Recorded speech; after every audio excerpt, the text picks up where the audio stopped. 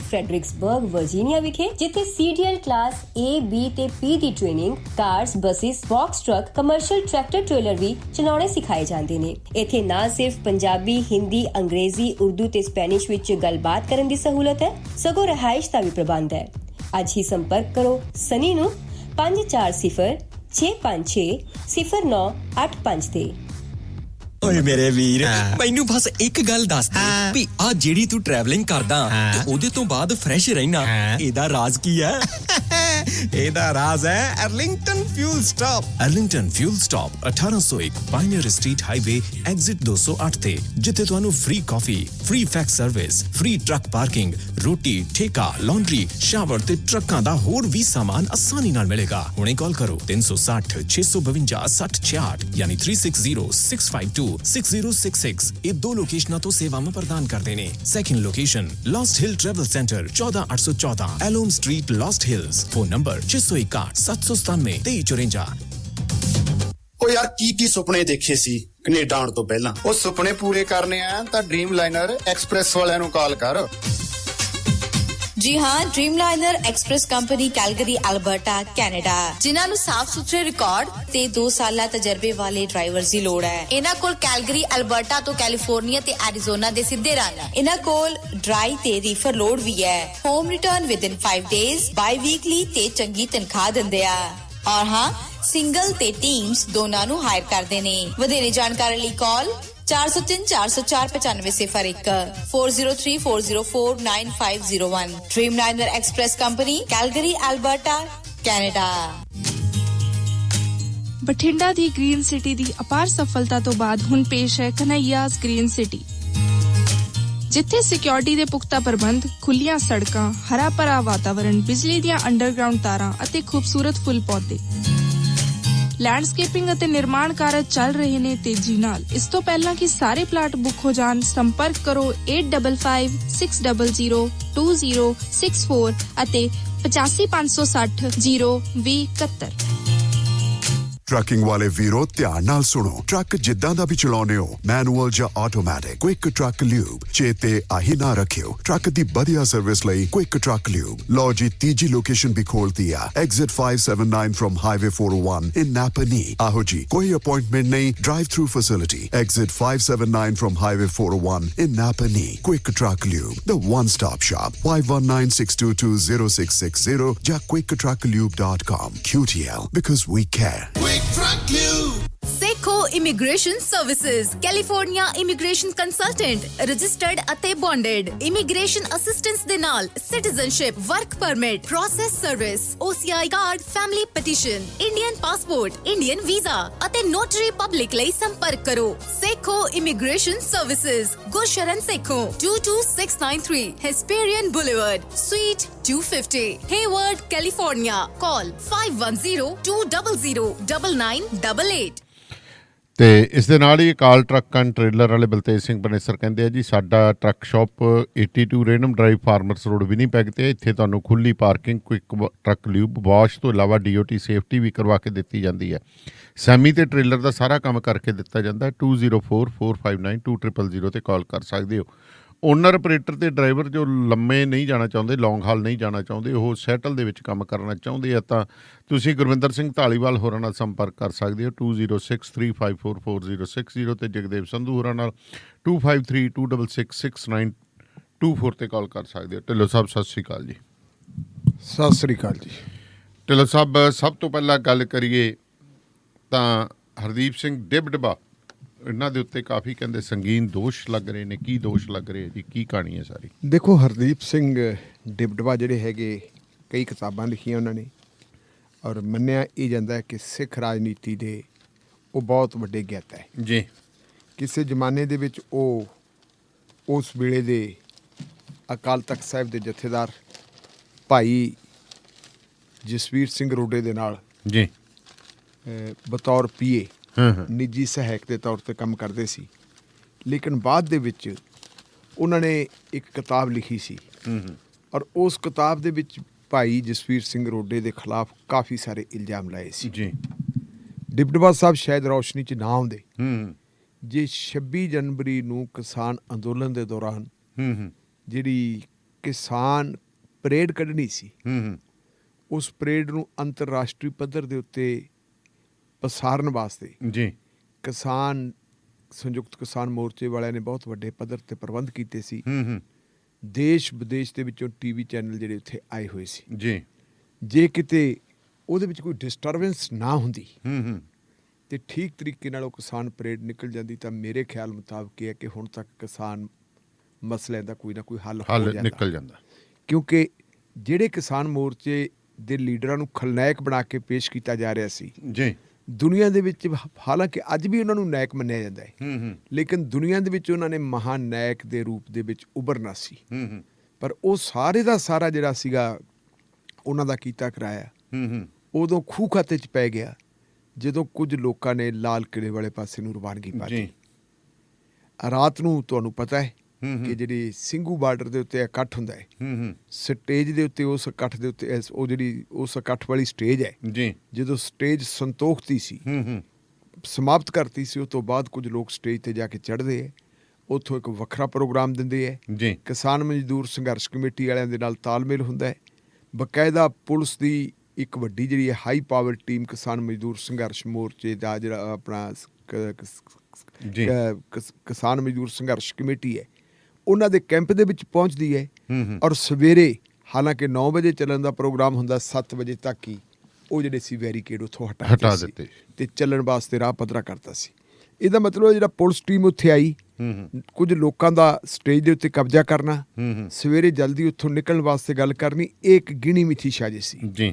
ਤੇ ਜੇ ਫਿਰ ਅਸੀਂ ਕਿਸਾਨ ਪਰੇਡ ਨੂੰ ਵੀ ਦੇਖੀਏ, ਕਿਸਾਨ ਪਰੇਡ ਦਾ ਜਿਹੜਾ ਉਹਨਾਂ ਨੂੰ ਅਧਿਕਾਰ ਤਰਾ ਦਿੱਤਾ ਹੋਇਆ ਸੀ, ਜਿਹਦਾ ਵਿਰੋਧ ਕੀਤਾ ਸੀ ਇੱਕ ਸੈਕਸ਼ਨ ਨੇ ਜੀ ਕਿ ਜੀ ਇਹ ਤਾਂ ਸਰਕਾਰ ਦੇ ਕਹੇ ਮੁਤਾਬਕ ਚੱਲਦੀ ਹੈ, ਕਿਉਂਕਿ ਅੱਜ ਦੇ ਜ਼ਮਾਨੇ ਦੇ ਵਿੱਚ ਤੁਸੀਂ ਬਾਗੀ ਹੋ ਕੇ ਨਹੀਂ ਚੱਲ ਸਕਦੇ ਜੀ, ਬਾਗੀ ਹੋ ਕੇ ਤੇ ਹਿੰਸਕ ਹੋ ਕੇ ਨਹੀਂ ਚੱਲ ਸਕਦੇ, ਤੁਹਾਡੇ ਵਿਚਾਰਾਂ ਦੀ ਬਗਾਵਤ ਹੋ ਸਕਦੀ ਹੈ, ਲੇਕਿਨ ਸਿਸਟਮ ਦੇ ਵਿੱਚੋਂ ਬਾਹਰ ਨਿਕਲ ਕੇ ਤੇ ਜੇ ਤੁਸੀਂ ਚੱਲੋਗੇ ਤਾਂ ਸਿਸਟਮ ਤੁਹਾਨੂੰ ਭੰਨ ਦੂਗਾ। ਬਿਲਕੁਲ ਕਿਸਾਨ ਅੰਦੋਲਨ ਦੇ ਜਿਹੜੇ ਸੰਯੋਜਕ ਹੈ, ਉਹਨਾਂ ਦੇ ਜਿਹੜੇ ਚਾਲਕ ਸ਼ਕਤੀ ਹੈ, ਉਹ ਇਸ ਗੱਲ ਨੂੰ ਜਾਣਦੇ ਸੀ, ਇਸੇ ਕਰਕੇ ਉਹਨਾਂ ਨੇ ਉਧਰ ਨੂੰ ਨਹੀਂ ਸੀ ਗਏ। ਤੇ ਫਿਰ ਆਪਾਂ ਨੂੰ ਪਤਾ ਵੀ ਖੱਟੀ ਖੀਰ ਦਾ ਸਲਾਉਣਾ ਕੀ ਕੁਛ ਹੋਇਆ, ਜਿਨ੍ਹਾਂ ਲੋਕਾਂ ਨੂੰ ਉਦੋਂ ਹੀਰੋ ਬਣਾ ਕੇ ਪੇਸ਼ ਕੀਤੇ ਗਏ ਸੀ, ਅੱਜ ਉਹ ਜ਼ੀਰੋ ਕਿਵੇਂ ਹੋਏ ਹੈ, ਕਿਵੇਂ ਥਾਂ ਥਾਂ ਦੇ ਉੱਤੇ ਇੱਕ ਦੂਜੇ ਦੇ ਖਿਲਾਫ ਜਿਹੜੀ ਆ ਭਰਾ ਮਾਰੂ ਜੰਗ ਸ਼ੁਰੂ ਹੋ ਗਈ ਹੈ।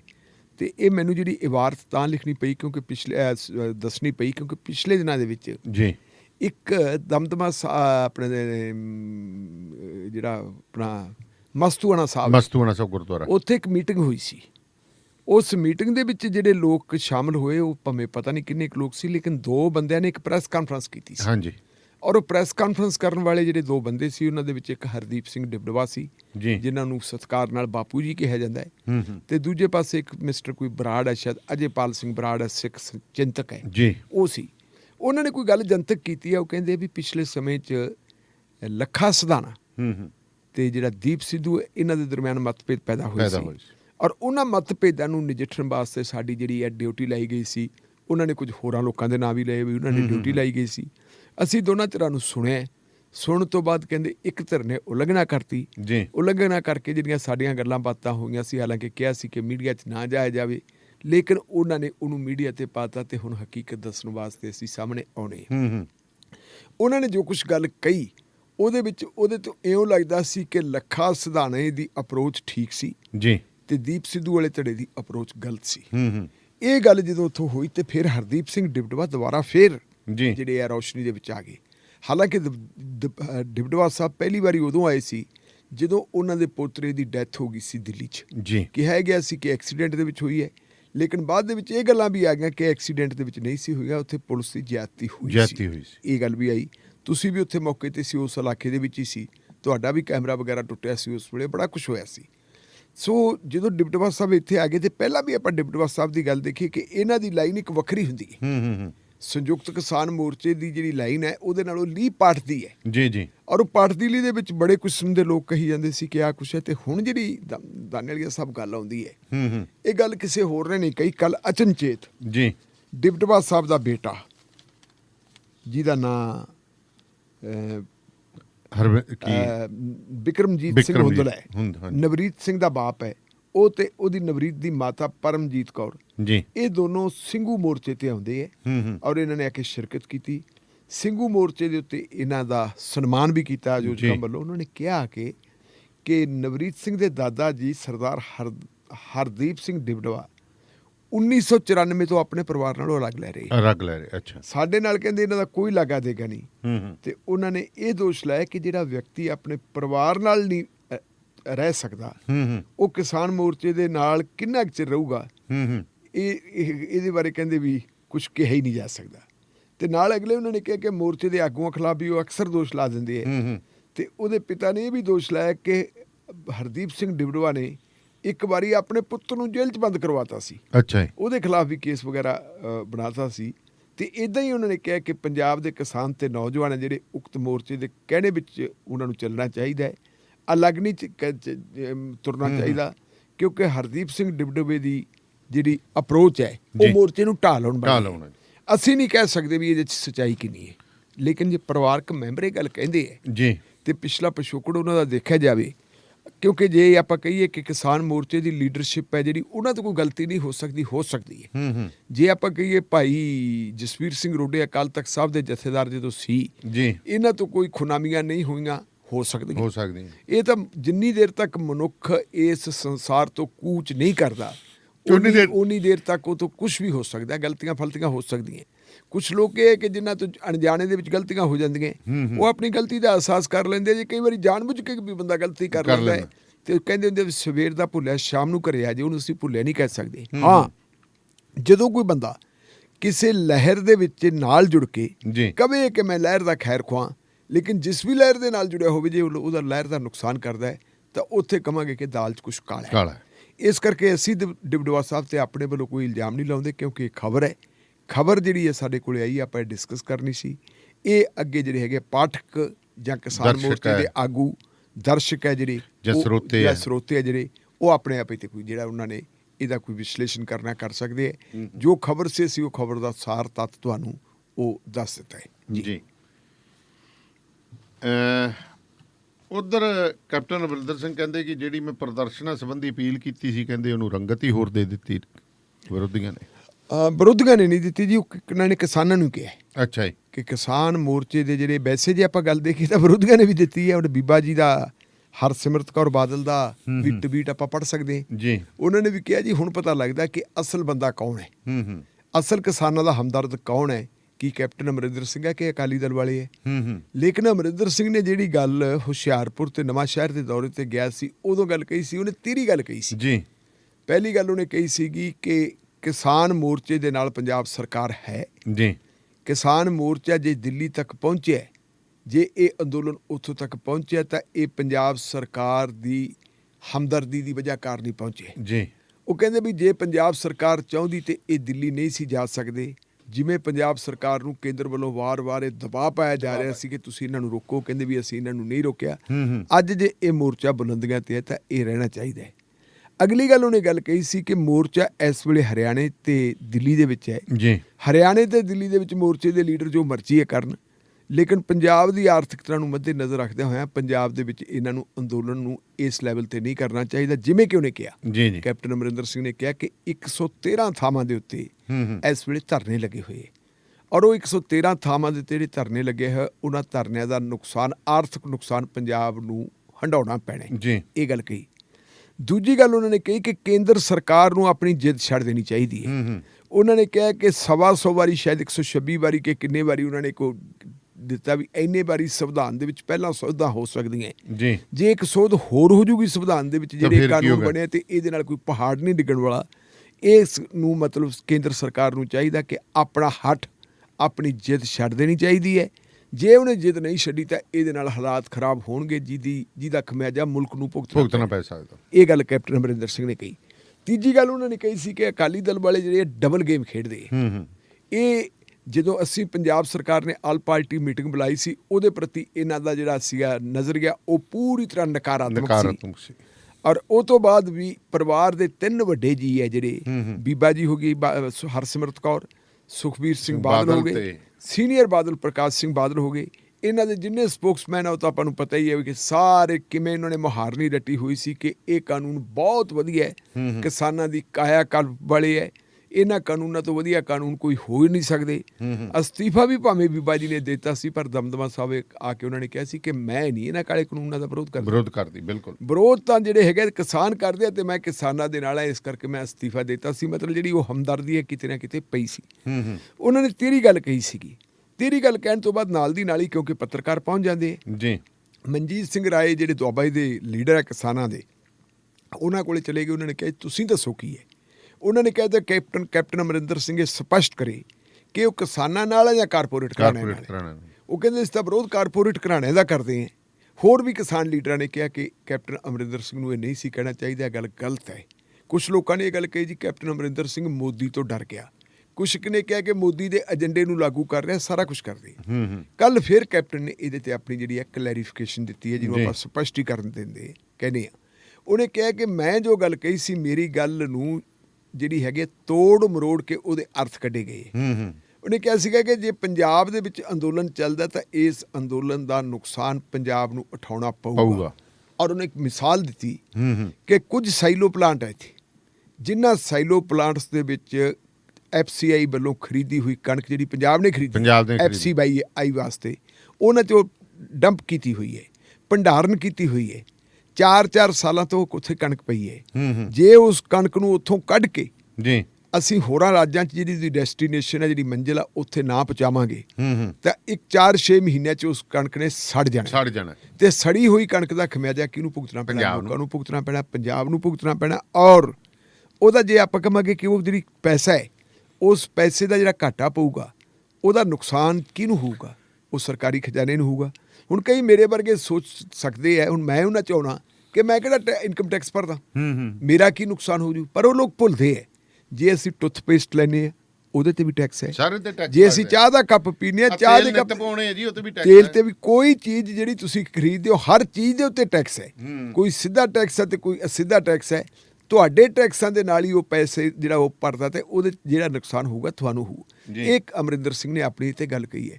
ਵੈਸੇ ਮੈਂ ਇਸ ਗੱਲ ਦੇ ਹੱਕ ਵਿੱਚ ਹਾਂ ਕਿ ਜੇ ਕਿਸੇ ਬੰਦੇ ਨੇ ਕੋਈ ਗੱਲ ਕੀਤੀ, ਇਹ ਨਹੀਂ ਕਿ ਉਹਨੂੰ ਤੁਸੀਂ ਦੁਸ਼ਮਣ ਮੰਨ ਲੈਣਾ। ਮੰਨ ਲਓ ਜੇ ਸੁਖਬੀਰ ਸਿੰਘ ਬਾਦਲ ਵੀ ਕੋਈ ਗੱਲ ਕਰਦਾ ਹੈ, ਇਹਦੇ ਤੇ ਥੋੜਾ ਸੰਵਾਦ ਹੋਣਾ ਚਾਹੀਦਾ ਹੈ, ਤਰਕ ਬਤਰਕ ਹੋਣੀ ਚਾਹੀਦੀ ਹੈ, ਆਮਣੇ ਸਾਹਮਣੇ ਬੈਠ ਕੇ ਗੱਲ ਹੋਣੀ ਚਾਹੀਦੀ ਹੈ ਕਿ ਤੇਰੇ ਵਿਚਾਰ ਆ ਤੇ ਮੇਰੇ ਵਿਚਾਰ ਆ ਨਹੀਂ ਹੈ। ਕਈ ਵਾਰੀ ਦਾਨੇਵਾਲੀਆ ਸਾਹਿਬ ਤੁਸੀਂ ਦੇਖੋ ਕਿ ਆਪਾਂ ਘਰਾਂ ਦੇ ਵਿੱਚ ਜਾਂਦੇ ਹੁੰਦੇ, ਤੁਹਾਡੇ ਵਿਚਾਰ ਹੋਰ ਹੈ। ਤੁਹਾਡੀ ਬੇਟੀ ਤੁਹਾਨੂੰ ਕਹਿ ਸਕਦੀ ਹੈ ਪਾਪਾ ਤੁਸੀਂ ਪੁਰਾਣੇ ਜ਼ਮਾਨੇ ਦੇ ਬੰਦੇ, ਤੁਸੀਂ ਹੋਰ ਢੰਗ ਨਾਲ ਸੋਚਦੇ ਹੋ। ਅੱਜ ਦੇ ਜ਼ਮਾਨੇ ਦੇ ਵਿੱਚ ਹਾਲਾਤ ਚਾਰ ਪੀੜ੍ਹੀਆਂ ਤੱਕ ਕਈ ਪਰਿਵਾਰਾਂ 'ਚ ਬੈਠੀਆਂ, 4 ਪੀੜ੍ਹੀਆਂ ਦੇ ਵਿਚਾਰ ਨਹੀਂ ਰਲਦੇ, ਵਿਚਾਰ ਅਲੱਗ-ਅਲੱਗ ਹੁੰਦੇ ਹੈ। 4-4 3-3 ਪੀੜ੍ਹੀਆਂ 'ਚ ਤਾਂ ਹੁਣ ਆਪਾਂ ਹੈਗੇ 3-3 ਪੀੜ੍ਹੀਆਂ ਦੇ ਵਿੱਚ ਆਪਾਂ ਹੈਗੇ, ਆਪਣੇ ਵਿਚਾਰ ਅਲੱਗ-ਅਲੱਗ ਨਹੀਂ। ਜਿਹੜੀ ਪੁਰਾਣੀ ਪੀੜ੍ਹੀ ਹੈ, ਪੁਰਾਣੀ ਪੀੜ੍ਹੀ ਆਪਦੀ ਜਿੱਦ ਦੇ ਉੱਤੇ ਖੜੀ ਹੈ ਕਿ ਮੈਂ ਠੀਕ ਹਾਂ ਕਿਉਂਕਿ ਮੈਂ ਵੱਡਾ। ਉਹ ਯਾਦ ਆ ਮੇਰੇ ਇੱਕ ਵਾਰੀ ਮੈਂ ਕਿਸੇ ਪੱਤਰਕਾਰ ਦਾ ਪੜ੍ਹੀ, ਉਹਦਾ ਮੈਂ ਸਟੋਰੀ ਪੜ੍ਹੀ, ਉਹ ਆਪਦੇ ਬਾਰੇ ਲਿਖ ਰਿਹਾ ਸੀ, ਚਲੋ ਆਪਾਂ ਨਾਂ ਨਹੀਂ ਲੈਂਦੇ। ਉਹ ਕਹਿੰਦਾ ਵੀ ਜਦੋਂ ਉਹਨੂੰ ਪੁੱਛਿਆ ਵੀ ਤੈਨੂੰ ਗੁਰਬਾਣੀ ਦਾ ਚਾਰ ਕਿਵੇਂ ਆ ਗਿਆ ਨਾ, ਤੇਰੀ ਗੁਰਬਾਣੀ ਦੇ ਉੱਤੇ ਤੇਰੀ ਇੰਨੀ ਪਕੜ ਕਿਵੇਂ ਆ ਗਈ, ਹਾਲਾਂਕਿ ਤੂੰ ਮੋਨਾਕੋ ਹੈ। ਤੇ ਉਸ ਪੱਤਰਕਾਰ ਨੇ ਕਿਹਾ ਵੀ ਗੱਲ ਅਸਲ ਦੇ ਵਿੱਚ ਇਹ ਹੈ ਕਿ ਮੇਰੇ ਦਾਦਾ ਜੀ ਹੈ ਜਿਹੜੇ ਉਹ ਨਿੰਗ ਸਿੰਘਾਂ ਨਾਲ ਹੁੰਦੇ ਸੀ। ਅੱਛਾ। ਤੇ ਨਿੰਗ ਸਿੰਘਾਂ ਨਾਲ ਹੁੰਦੇ ਸੀ। ਬਾਣੀ ਸਾਡੇ ਘਰੇ ਮਤਲਬ ਬਾਣੀ ਦੀਆਂ ਪੋਥੀਆਂ ਲਾ ਲਓ, ਗੁਰੂ ਗ੍ਰੰਥ ਸਾਹਿਬ ਲਾ ਲਓ ਹੁੰਦਾ ਸੀਗਾ। ਤੇ ਉਹ ਜਦੋਂ ਪੜ੍ਹਦੇ ਸੀ ਤੇ ਮੈਂ ਵੀ ਥੋੜ੍ਹਾ ਬਹੁਤ ਉਹਨਾਂ 'ਚੋਂ ਗਿਆਨ ਹਾਸਲ ਕਰਨ ਲੱਗ ਗਿਆ। ਫਿਰ ਜਿਵੇਂ ਜਿਵੇਂ ਬੰਦਾ ਗਾਂਹ ਜਾਂਦਾ ਰਿਹਾ ਤੇ ਮੈਂ ਉਹਦੇ ਤੋਂ ਹੋਰ ਗਿਆਨ ਗ੍ਰਹਿਣ ਕਰਦਾ ਗਿਆ। ਤੇ ਕਈ ਵਾਰੀ ਇਹ ਕਹਿੰਦੇ ਜਦੋਂ ਮੈਂ ਉਹਦੇ ਮੁਤਾਬਕ ਜੋ ਮੈਂ ਗਿਆਨ ਹਾਸਲ ਕਰਦਾ ਸੀ ਤੇ ਮੈਂ ਕਹਿ ਦਿੰਦਾ ਵੀ ਆਹ ਗੱਲ ਗਲਤ ਹੈ, ਤੇ ਦਾਦਾ ਗਲ ਪੈ ਜਾਂਦਾ। ਉਹ ਦਾਦੇ ਹੋਰਾਂ ਨੇ ਕਹਿੰਦਾ ਇੱਕ ਵਾਰੀ ਕੀ ਕੀਤਾ ਵੀ ਉਹ ਨਿੰਗਾ ਸਿੰਘਾਂ ਦਾ ਇੱਕ ਟੋਲਾ ਸੀ, 4-5 ਜਾਣੇ ਇਕੱਠੇ ਹੋ ਜਾਂਦੇ, ਸੁਬਾਹ ਸ਼ਾਮ ਦੁਪਹਿਰੇ 3 ਵਾਰੀ ਉਹ ਰਗੜਾ ਲਾਉਂਦੇ। ਤੇ ਰਗੜਾ ਲਾ ਕੇ ਜਦੋਂ ਕਰਦੇ ਤੇ ਕਹਿੰਦਾ ਫਿਰ ਉਹ ਰਗੜਾ ਲਾਉਣ ਵੇਲੇ ਇੱਕ ਅਰਦਾਸ ਕਰੇ, ਸੁੱਖਿਆ ਸੁਖ ਵਰਤਾਈ ਦੁੱਖਾਂ ਦਾ ਕਰਨਾਸ, ਸੁੱਖਾ ਪੀਪੀ ਨਾਨਕਾ ਸਭੇ ਕਾਰਜ ਰਾਸ। ਕਹਿੰਦਾ ਵੀ ਇਹ ਅਰਦਾਸ ਜਿਹੜੀ ਹੈਗੀ ਹੈ ਜਦੋਂ ਵਿੱਚ ਬਾਤ ਹੀ ਕਰ ਲੈਂਦੇ, ਕਹਿੰਦੇ ਅਰਦਾਸ, ਕਹਿੰਦਾ ਮੈਂ ਕਿਹਾ ਵੀ ਦਾਦਾ ਜੀ ਇਹ ਅਰਦਾਸ ਤਾਂ ਹੈ ਨਹੀਂ ਗੀ, ਇਹ ਜਿਹੜੀ ਤੁਸੀਂ ਗੱਲ ਕਰ ਰਹੇ ਹੋ ਗਲਤ ਕਰ ਰਹੇ ਹੋ। ਕਹਿੰਦਾ ਦਾਦਾ ਮੈਨੂੰ ਕਹਿੰਦਾ ਵੀ ਤੂੰ ਸਾਨੂੰ ਜੰਮਿਆ ਕਿ ਤੈਨੂੰ ਅਸੀਂ ਜੰਮੇ। ਲਓ ਜੀ ਕਹਿੰਦਾ ਇੱਥੇ ਆ ਕੇ ਸਾਰੀ ਦਲੀਲ ਖਤਮ ਹੋ ਗਈ। ਹੁਣ ਮੈਂ ਕਿਵੇਂ ਕਹਿੰਦਾ ਦਾਦੇ ਨੂੰ ਪੋਤਾ ਕਿਵੇਂ ਜੰਮ ਲੂ? ਕਹਿੰਦਾ ਪੋਤਾ ਦਾਦੇ ਨੂੰ ਜੰਮਦਾ ਜਾਂ ਪੋਤਾ ਪੁੱਤ ਨੂੰ ਜੰਮੂਗਾ, ਦਾਦਾ ਪੁੱਤ ਨੂੰ ਜੰਮੂਗਾ, ਅੱਗਾਂ ਪੋਤੇ ਨੂੰ ਜੰਮੂਗਾ। ਇਸ ਤਰ੍ਹਾਂ ਹੁੰਦਾ। ਸਾਡੀ ਪੁਰਾਣੀ ਪੀੜ੍ਹੀ ਹੈ ਜਿਹੜੀ ਅਸੀਂ ਗੁਰ ਛੱਡਣ ਨੂੰ ਤਿਆਰ ਨਹੀਂ ਗਏ। ਨਵੀਂ ਪੀੜ੍ਹੀ ਨੇ ਨਵੀਂ ਸੋਚ ਮੁਤਾਬਕ ਜਿਹੜਾ ਉਹਨਾਂ ਨੇ ਗੱਲ ਕਰਨੀ। ਸਾਡੇ ਜ਼ਮਾਨੇ 'ਚ ਕੰਪਿਊਟਰ ਕਿੱਥੇ ਹੁੰਦੇ ਸੀ? ਕੰਪਿਊਟਰ ਮੈਨੂੰ ਆਪਾਂ ਤਾਂ ਜੇ ਮੋਬਾਈਲ ਨਹੀਂ ਚਲਾਉਣੇ ਆਉਂਦਾ ਜੀ ਤੱਕ, ਮੋਬਾਈਲਾਂ ਦੇ ਵਿੱਚ ਇੰਨਾ ਕੁਛ ਆ ਗਿਆ। ਨਵੇਂ ਜਿਹੜੇ ਛੋਟੇ ਬੱਚੇ ਆ ਜਾਂ ਅੱਜ ਕੱਲ੍ਹ ਤਾਂ ਖੇਡ ਹੀ ਉਹਨਾਂ ਦੇ ਕੋਲੇ ਮੋਬਾਈਲ ਹੈ। ਜੇ ਕੋਈ ਬੱਚਾ ਰੋਂਦਾ ਉਹਨੂੰ ਮੋਬਾਈਲ ਫੜਾ ਦਿਓ, ਨਾਲ ਦੀ ਨਾਲ ਹੀ ਉਹਦੇ ਤੇ ਆਪਣੇ ਉਹ ਕਾਰਟੂਨ ਕੱਢ ਕੇ ਦੇਖਣ ਲੱਗ ਜਾਂਦਾ।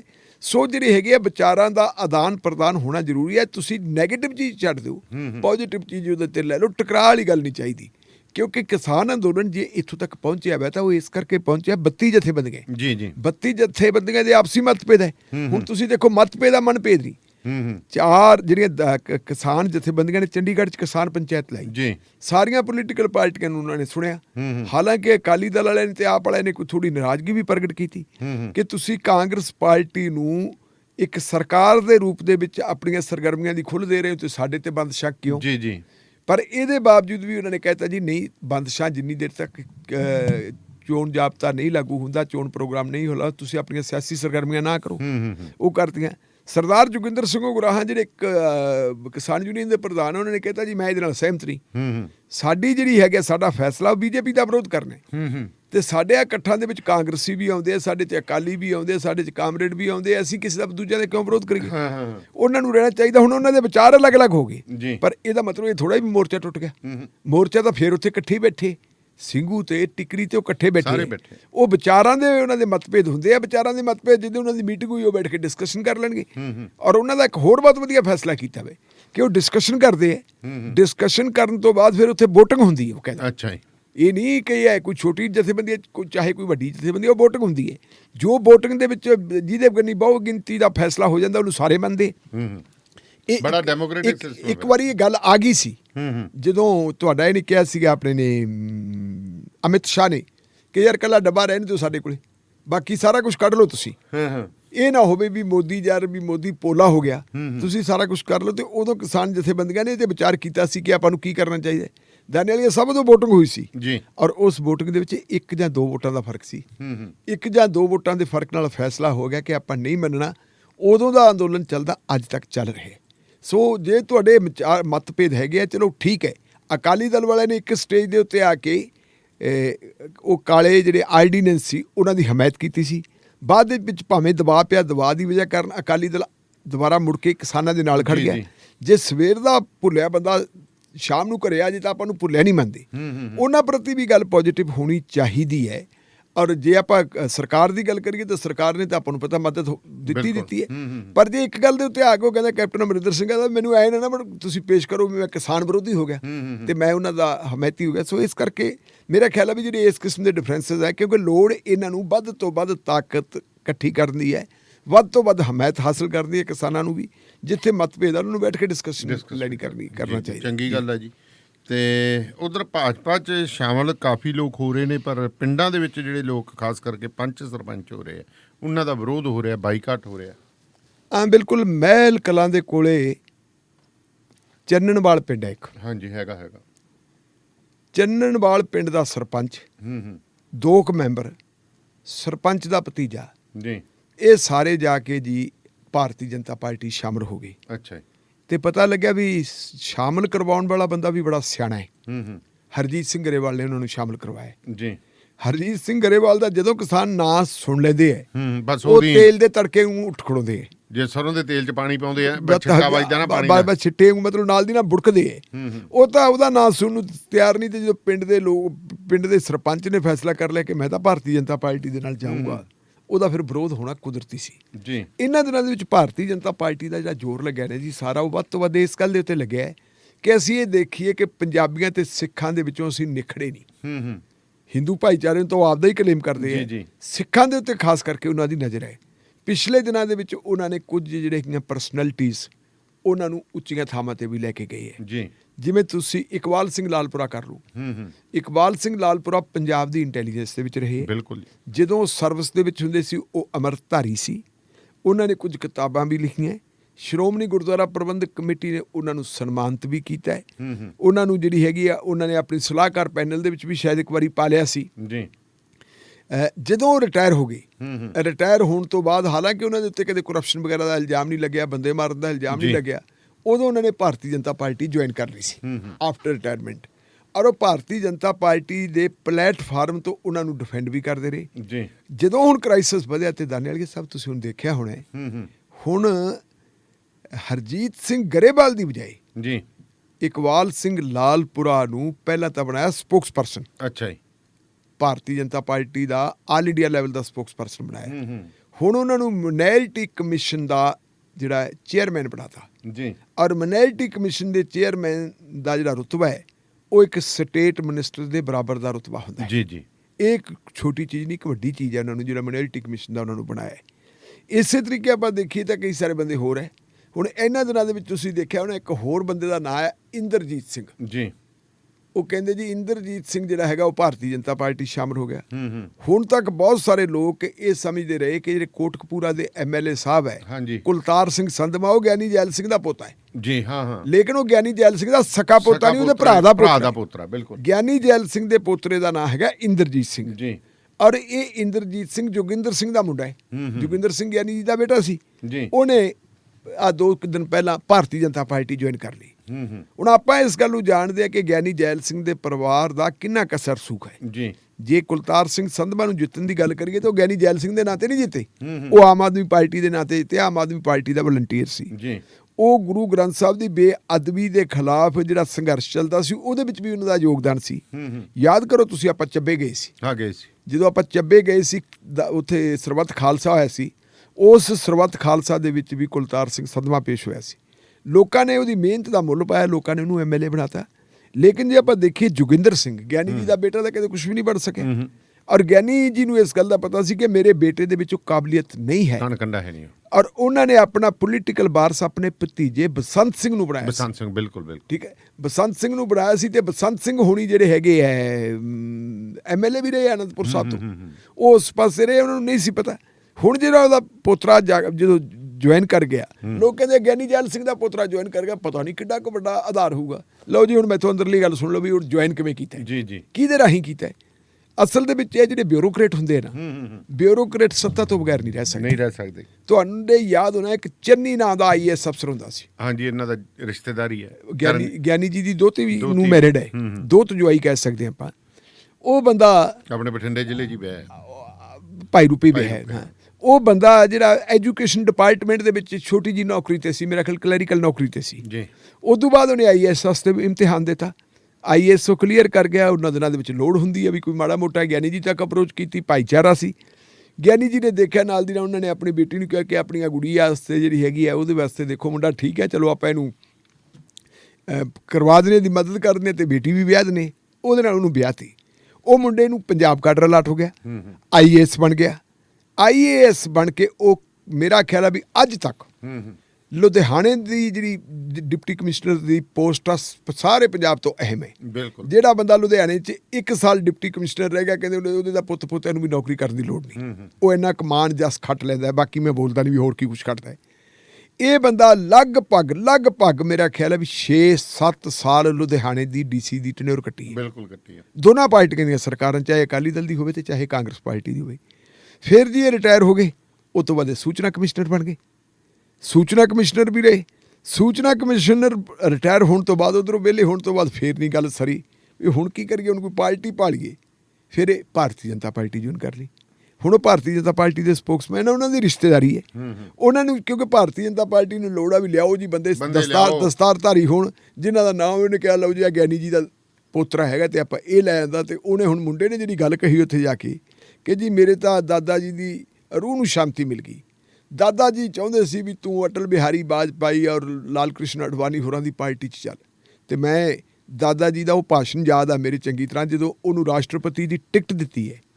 ਇੰਦਰਾ ਗਾਂਧੀ ਨੇ ਰਾਸ਼ਟਰਪਤੀ ਦਾ ਉਮੀਦਵਾਰ ਬਣਾਇਆ ਤੇ ਕਿਹਾ ਕੀ ਸੀ ਕਿ ਮੈਂ ਰਾਸ਼ਟਰਪਤੀ ਭਵਨ ਦੇ ਵਿੱਚੋਂ ਉੱਠ ਕੇ ਡੇਲੀ ਇੰਦਰਾ ਗਾਂਧੀ ਦੀ ਕੋਠੀ ਦੇ ਵਿੱਚ ਝਾੜੂ ਫੇਰਿਆ ਕਰੂੰਗਾ। ਦੱਸੋ, ਇਹ ਰਾਸ਼ਟਰਪਤੀ ਦੇ ਆਪਾਂ ਕੋਵਿੰਦ ਸਾਹਿਬ ਬਾਰੇ ਗੱਲ ਕਰਦੇ ਆ। ਇਹ ਉਹਨਾਂ ਨੇ ਗੱਲ ਕਹੀ ਸੀ, ਇਹ ਮੀਡੀਆ ਦੇ ਵਿੱਚ ਪ੍ਰਕਾਸ਼ਿਤ ਹੋਈਆਂ ਵੀਆਂ ਗੱਲਾਂ। ਸੋ ਇਸ ਤਰ੍ਹਾਂ ਚੱਲਦੇ ਇਦਾਂ ਹੀ। ਇਹ ਜਿਹੜੇ ਚੰਨਣਵਾਲ ਵਾਲੇ ਸਰਪੰਚ ਹੋਰੀ ਹੈ ਜੀ, ਇਹ ਚਲੇ ਗਏ। ਉਹਨਾਂ ਨੂੰ ਵੀ ਲੈ ਕੇ ਵੀ ਆ ਜਾਓ ਜੀ, ਦਵਾ ਦਵਾ ਆਪਾਂ ਦਿਖਾਈਏ। ਤੇ ਹੁਣ ਹਕੀਕਤ ਕੀ ਹੈ, ਚੰਨਣਵਾਲ ਪਿੰਡ ਹੋ ਗਿਆ ਜੀ ਕੱਲ ਸਾਰਾ ਇਕੱਠਾ।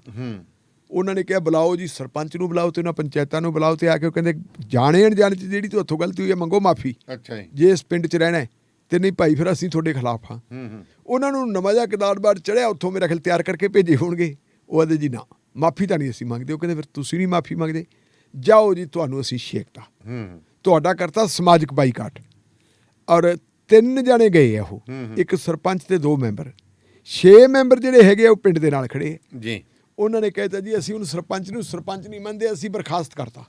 ਉਹ ਗ੍ਰਾਮ ਸਭਾ ਬੁਲਾ ਲਈ, ਗ੍ਰਾਮ ਸਭਾ ਹੀ ਲਾ ਲਓ, ਜੋ ਸਾਰਾ ਪਿੰਡ ਹੀ ਇਕੱਠਾ ਹੋ ਗਿਆ, ਮੇਰੇ ਖਿਆਲ ਰਹੀ ਬੰਦੇ ਘੱਟ, ਤੇ ਪੰਚਾਇਤ ਘਰ ਨੂੰ ਲਾਤਾ ਉਹਨਾਂ ਨੇ ਜਿੱਦਾਂ ਵੀ ਇੱਥੇ ਉਹਨਾਂ ਆ ਕੇ ਉਹ ਬੈਠਣਗੇ ਨਹੀਂ। ਅਗਲਾ ਉਹਨਾਂ ਨੇ ਕਹਿ ਦਿੱਤਾ ਜੀ ਅਧਿਕਾਰਤ ਪੰਚ, ਅਧਿਕਾਰਤ ਪੰਚ ਬਣਾਇਆ ਜਾਵੇ। ਸਰਪੰਚ ਦੇ ਵਿੱਚ ਪਿੰਡ ਦਾ ਵਿਸ਼ਵਾਸ ਨਹੀਂ ਰਿਹਾ, ਸਾਰਾ ਪਿੰਡ ਖੜਾ ਹੋ ਗਿਆ। ਮੇਰਾ ਖਿਆਲ ਆ ਵੀ ਉਹਨੂੰ ਕੋਈ MLA ਕੋਈ ਬਣਾਵੇ ਨਾ ਬਣਾਵੇ, ਸਰਪੰਚ ਨੂੰ ਇਹ ਗੱਲ ਜ਼ਰੂਰ ਹੋ ਗਈ ਜਦੋਂ ਬਹੁਤ ਗਿਣਤੀ ਖਿਲਾਫ ਹੋ ਗਈ, ਪਿੰਡ ਖਿਲਾਫ ਹੋ ਗਿਆ, ਕੰਮ ਉਹਨੂੰ ਚਲਾਉਣ ਨਹੀਂ ਦਿੱਤਾ। ਉੱਥੇ ਗੱਲਾਂ ਦੋ ਹੀ ਹੋਣਗੀਆਂ, ਜਾਂ ਤਾਂ ਉੱਥੇ ਪ੍ਰਸ਼ਾਸਕ ਲੱਗੂਗਾ ਜਾਂ ਫਿਰ ਜਿਹੜੇ ਆ ਉਹ ਪੰਚਾਂ ਦੇ ਵਿੱਚ ਜਿੱਥੇ ਬਹੁਤ ਗਿਣਤੀ ਪੰਚ ਹੁੰਦੇ ਉਹਨਾਂ ਦੇ ਵਿੱਚੋਂ ਇੱਕ ਨੂੰ ਲਾ ਦਿੰਦੇ ਹੁੰਦੇ ਐਕਟਿੰਗ ਸਰਪੰਚ, ਜਿਹਨੂੰ ਅਧਿਕਾਰਤ ਪੰਚ ਕਹਿ ਦਿੰਦੇ। ਹੁਣ ਹਾਲਤ ਉੱਥੇ ਇਹ ਬਣੂਗੀ। ਕਈ ਵਾਰੀ ਲੋਕ ਮਤਲਬ ਆਪਣੇ ਭਾਈਚਾਰੇ ਤੋਂ ਬਾਗੀ ਹੋ ਕੇ ਜਦੋਂ ਨਿਕਲ ਜਾਂਦੇ ਆ ਨਾ, ਪਰ ਭਾਈਚਾਰਾ ਹੁੰਦਾ। ਹੁਣ ਇੱਥੋਂ ਪਤਾ ਲੱਗਦਾ ਕਿ ਅਸਲੀਅਤ ਭਾਰਤੀ ਜਨਤਾ ਪਾਰਟੀ ਉੱਤੇ ਤਾਂ ਬਹੁਤ ਦਿਖਾਈ ਜਾਂਦੀ ਕਿ ਸਿੱਖ ਆ ਗਏ, ਪੰਜਾਬੀ ਆ ਗਏ, ਪਰ ਗਰਾਊਂਡ ਰਿਐਲਿਟੀ ਕੀ ਹੈ ਉਹ ਇਹ ਹੈ ਜਿਹੜੀ ਮੈਂ ਤੁਹਾਨੂੰ ਦੱਸਦੀ ਜੀ। ਤੇ ਜਲਿਆਂਵਾਲੇ ਬਾਗ ਦੀ ਦਿੱਖ ਬਦਲ ਦਾ ਮਾਮਲਾ ਕਿੱਥੇ ਕੁ ਤੱਕ ਜੀ, ਲੋਕ ਸ਼ਾਂਤ ਹੋਏ ਕਿ ਨਹੀਂ ਹੋਏ? ਨਹੀਂ ਜੀ, ਬਿਲਕੁਲ ਨਹੀਂ ਸ਼ਾਂਤ ਹੋਏ, ਕਿਉਂਕਿ ਲੋਕਾਂ ਨੂੰ ਗੱਲ ਜਿਹੜੀ ਚੁਭਦੀ ਹੈ ਨਾ, ਉਹ ਇਤਿਹਾਸ ਨੂੰ ਤਬਾਹ ਕਰਨ ਦੀ ਗੱਲ ਚੁਭਦੀ ਹੈ ਜੀ। ਕੱਲ੍ਹ ਵੀ ਆਪਾਂ ਗੱਲ ਕੀਤੀ ਸੀ। ਹੁਣ ਉੱਥੇ ਜਿਹੜਾ ਹੈ ਕੱਲ੍ਹ ਪ੍ਰੋਟੈਸਟ ਹੋਇਆ, ਕੱਲ੍ਹ ਕਈ ਜਥੇਬੰਦੀਆਂ ਨੇ ਇਕੱਠੇ ਹੋ ਕੇ ਤੇ ਉਹਨਾਂ ਨੇ ਜੀ ਉੱਥੇ ਆਉਣਾ ਚਾਹਿਆ, ਉਹਨਾਂ ਨੂੰ ਉੱਥੇ ਆਉਣ ਨਹੀਂ ਦਿੱਤਾ।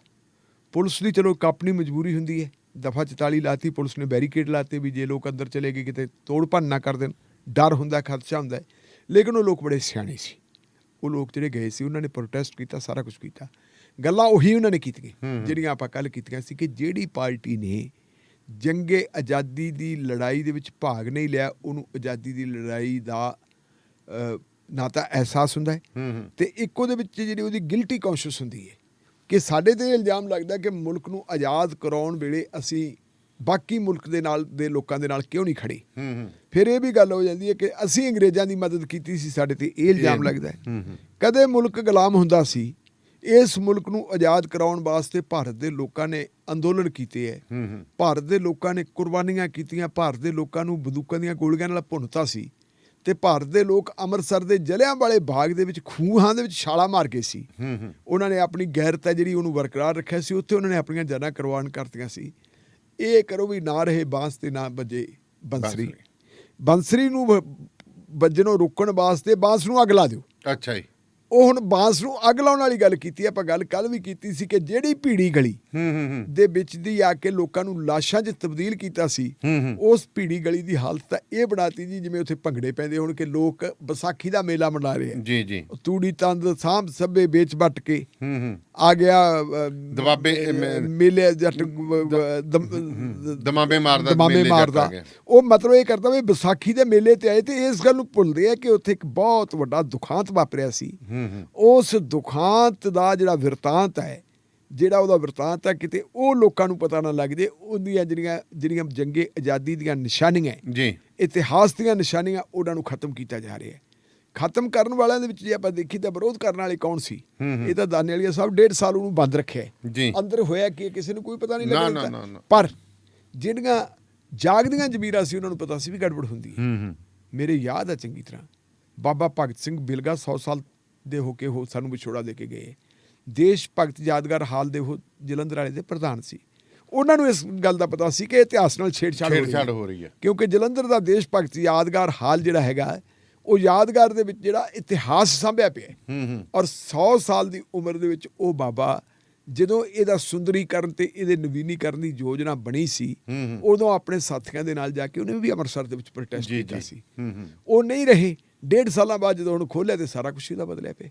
ਇਹ ਤਾਂ ਡਾਕਟਰ ਸਾਹਿਬ ਆਪਣੇ ਢਿੱਲੋਂ ਸਾਹਿਬ, ਮੇਰੇ ਨਾਲ ਮੇਰੀ ਬੇਟੀ ਕੱਲ੍ਹ ਅਸੀਂ ਪਿੰਡ ਗਏ ਸੀ, ਮਾਤਾ ਜੀ ਢਿੱਲੇ ਸੀਗੇ, ਲੈ ਕੇ ਆਏ ਜੀ। ਜਾਂਦੀ 1-2 ਘੰਟਿਆਂ ਦਾ ਸਫ਼ਰ ਹੈ। ਬਿਲਕੁਲ। ਉਹਨੇ ਇਹੀ ਟੌਪਿਕ ਹੀ ਮੇਰੇ ਨਾਲ ਇਸ਼ੂ ਡਿਸਕਸ ਕੀਤਾ ਵੀ ਉਹ ਕਹਿੰਦੀ ਵੀ ਬੀਜੇਪੀ ਕਿਉਂ ਚਾਹੁੰਦੀ ਹੈ ਕਿ ਇਤਿਹਾਸ ਬਦਲਿਆ ਜਾਵੇ। ਉਹਨੂੰ ਸਾਵਰਕਰ ਫਿਰ ਮੈਨੂੰ ਸਮਝਾਇਆ ਕਿਉਂਕਿ ਇਹਨੇ ਤਾਂ ਕਹਿੰਦੀ ਵਾਕਿਆ ਕੰਟਰੀਬਿਊਸ਼ਨ ਤਾਂ ਇਹਨਾਂ ਦੀ ਕੋਈ ਆਜ਼ਾਦੀ ਹੈ ਹੀ ਨਹੀਂ। ਮੈਂ ਕਿਹਾ ਲੇਟਰ ਔਰ ਸੂਨਰ ਇਹ ਆਪਣੇ ਉਹਨੂੰ ਦੇਸ਼ ਭਗਤ ਪ੍ਰੂਵ ਕਰਨ ਤੇ ਲੱਗੇ ਵੀ ਨਹੀਂ। ਹੁਣ ਉੱਥੇ ਹੋਰ ਆ ਗਈ ਗੱਲ। ਹੁਣ ਜਿਹੜੀ ਹੈਗੀ ਹੈ, ਜਿਹੜੀ ਦੇਸ਼ ਭਗਤੀ ਦੀ ਬਜਾਏ ਰਾਸ਼ਟਰ ਭਗਤੀ ਆ ਗਈ। ਰਾਸ਼ਟਰ ਭਗਤੀ ਆ ਗਈ। ਹੁਣ ਰਾਸ਼ਟਰ ਭਗਤੀ ਵਾਲੀ ਗੱਲ ਕਰਦੀ ਹੈ ਕਿ ਰਾਸ਼ਟਰ ਨੂੰ ਪਿਆਰ ਕਰੋ, ਤੇ ਰਾਸ਼ਟਰ ਭਗਤੀ ਕਿਹੜੀ? RSS ਵਾਲੀ। RSS ਵਾਲੀ ਰਾਸ਼ਟਰ ਭਗਤੀ ਵਾਲੀ ਗੱਲ ਦੇਸ਼ ਭਗਤੀ ਦੀ ਬਜਾਏ ਜਿਹੜੀ ਦੇਸ਼ ਭਗਤੀ ਤਾਂ ਦੇਸ਼ ਦੀ ਖਾਤਰ ਜਾਨਾਂ ਕੁਰਬਾਨ ਕਰਨ ਵਾਲੇ ਭਗਤ ਸਰਾਭੇ ਹੋਰਾਂ ਦੀ ਹੈ। ਸਰਾਭੇ ਹੋਰਾਂ ਦੀ ਬਿਲਕੁਲ। ਤੇ ਜੇ ਸਰਾਭੇ ਹੋਰਾਂ ਦੀਆਂ, ਭਗਤ ਸਿੰਘ ਹੋਰਾਂ ਦੀਆਂ, ਊਧਮ ਸਿੰਘ ਹੋਰਾਂ ਦੀਆਂ ਜਿਹੜੀਆਂ ਉਹਨਾਂ ਦੀਆਂ ਕੁਰਬਾਨੀਆਂ ਦੀਆਂ ਨਿਸ਼ਾਨੀਆਂ ਮਿਟਾ ਦੇਣਗੇ ਤੇ ਫਿਰ ਦੇਸ਼ ਭਗਤੀ ਦਾ ਤਾਂ ਮਾਮਲਾ ਹੀ ਖਤਮ ਹੋ ਗਿਆ। ਬਿਲਕੁਲ ਬਿਲਕੁਲ। ਤਾਂ ਅਲਟੀਮੇਟਲੀ ਜਿਵੇਂ ਤੁਹਾਡੀ ਬੇਟੀ ਨੇ ਤੁਹਾਨੂੰ ਗੱਲ ਕਹੀ ਹੈ ਉਹਦੇ 'ਚ ਇਹ ਵਾਕਈ ਠੀਕ ਹੈ ਕਿ ਉਹਨਾਂ ਨੇ ਜਿਹੜੀ ਹੁਣ ਜਿਹੜੀ ਰਾਸ਼ਟਰ ਭਗਤੀ, ਇੱਕ ਜਿਹੜੀ ਰਾਸ਼ਟਰ ਹਰ ਥਾਂ ਦੇ ਉੱਤੇ ਰਾਸ਼ਟਰ ਕਰਦੀ ਹੈ। ਇੱਕ ਬਣ ਰਾਸ਼ਟਰ, ਬਣ ਪੈਨਸ਼ਨ, ਬਣ ਰਾਸ਼ਟਰ, ਬਣ ਰਾਸ਼ਨ ਕਾਰਡ, ਸਾਰਾ ਕੁਛ ਉੱਧਰ ਨੂੰ ਲੈ ਕੇ ਆਉਂਦੇ ਕਿ ਕੋਈ ਹੋਵੇ। ਤੇ ਜਿਹੜਾ ਫਿਰ ਰਾਸ਼ਟਰ ਕਿਹੜਾ ਹੋਵੇ? ਹਿੰਦੂ ਰਾਸ਼ਟਰ। ਉੱਥੇ ਫਿਰ ਜਿਹੜੀ ਅਗਲੀ ਗੱਲ ਦੇਖੋ ਕਿ ਚਲੋ ਗਾਂਧੀ ਨਾਲ ਕਿਸੇ ਦੇ ਮਤਭੇਦ ਹੋਣਗੇ, ਇਹ ਗੱਲ ਤਾਂ ਮੰਨਿਆ ਜਾਂਦਾ ਨਾ ਕਿ ਗਾਂਧੀ ਕੌਮੀ ਆਜ਼ਾਦੀ ਲਹਿਰ ਦਾ ਵੱਡਾ ਲੀਡਰ ਸੀ। ਜੀ ਜੀ। ਤੇ ਗਾਂਧੀ ਨੂੰ ਕਤਲ ਕਿਹਨੇ ਕੀਤਾ ਸੀ? ਗਾਂਧੀ ਨੂੰ ਤਾਂ ਜੇ ਆਪਾਂ ਦੇਖੀਏ ਬਾਪੂ ਤਾਂ ਉਹਨੂੰ ਇਹ ਵੀ ਕਹਿੰਦੇ ਆ, ਮੋਦੀ ਜੀ ਵੀ ਕਹਿੰਦੇ, ਅਮਿਤ ਸ਼ਾਹ ਵੀ ਕਹਿੰਦੇ, ਸਾਬਰਮਤੀ ਇਹ ਵੀ ਜਾਂਦੇ, ਇਹ ਵੀ ਕਹਿੰਦੇ ਹਾਂ ਰਾਸ਼ਟਰਪਿਤਾ ਸੀ। ਪਰ ਰਾਸ਼ਟਰਪਿਤਾ ਨੂੰ ਜਿਹੜੇ ਬੰਦੇ ਨੇ ਮਾਰਿਆ ਸੀ ਉਹਦਾ ਨਾਂ ਕੀ ਸੀ? ਉਹ ਨੱਥੂ ਰਾਮ ਗੌਡ ਸੀ। ਜਦੋਂ ਉਹਨੇ ਕਤਲ ਕੀਤਾ ਸੀ ਰਾਸ਼ਟਰਪਿਤਾ ਨੂੰ, ਭਾਵੇਂ ਉਦੋਂ ਨੇ RSS ਤੋਂ ਅਸਤੀਫਾ ਦਿੱਤਾ ਸੀ, ਪਰ ਉਹਦੀ ਵਿਚਾਰਧਾਰਾ ਤਾਂ RSS ਵਾਲੀ ਸੀ। ਬਿਲਕੁਲ।